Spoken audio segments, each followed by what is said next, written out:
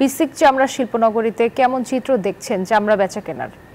আপনি যেমনটি বলছেন, এই মুহূর্তে রয়েছি সাভারের চামড়া শিল্প ট্যানারিতে এবং আমরা যদি দেখি যে ঈদের পর থেকে কিন্তু যে এখন কিন্তু কাঁচা চামড়া, যেটা লবণ মাখা চামড়া, সেই চামড়াটা কিন্তু ট্রাকে ট্রাকে এই ট্যানারিতে প্রবেশ করছে এবং ঢাকার বাইরে থেকে যে চামড়া সেগুলো কিন্তু আসছে এবং এখানকার যারা শ্রমিক তারা কিন্তু এখন ব্যস্ত, কাজ নিয়ে ব্যস্ত, যেহেতু কাঁচা চামড়া যেগুলো লবণ দিয়ে সেটা কিন্তু ওয়েটগুলো করতে যে শ্রমিকরা যে কাজ সেটা কিন্তু আসলে পুরোদমে চলছে, যেহেতু ঈদের পরে এখন যে এই যে কাঁচা চামড়া যেগুলো লবণ দিয়ে রাখা হয়েছিল সেই চামড়া যে উৎপাদন করতে কিন্তু তারা এখন ব্যস্ত এখানকার শ্রমিকরা। এবং আমরা যদি একটু দেখাই আপনার ক্যামেরার মাধ্যমে, এখন যে চামড়াটা ওয়েটগুলোর পরে সেই চামড়াটা কিন্তু এখন লেদারে যে ফিনিশিং সেই ফিনিশিং সেকশনে যাবে এবং তাদের যে কাজ, যেটা চামড়া তৈরির যে প্রস্তুত সেটা আসলে কীভাবে করা কথা সেগুলি আসলে করছে শ্রমিকরা। এবং একই সঙ্গে যে আমরা যদি একটু দেখাই যে এই পাশে যে চামড়াগুলি রয়েছে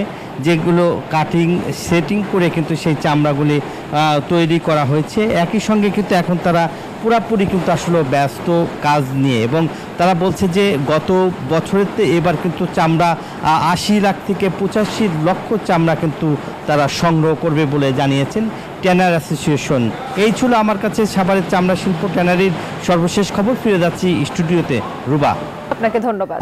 বান্ডেল থাকলে প্রতি সেনমানিতে টাকা বাঁচবে। বিকাশ সেনমানি বান্ডেল কিনে জিতুন প্রতি লেনদেনে।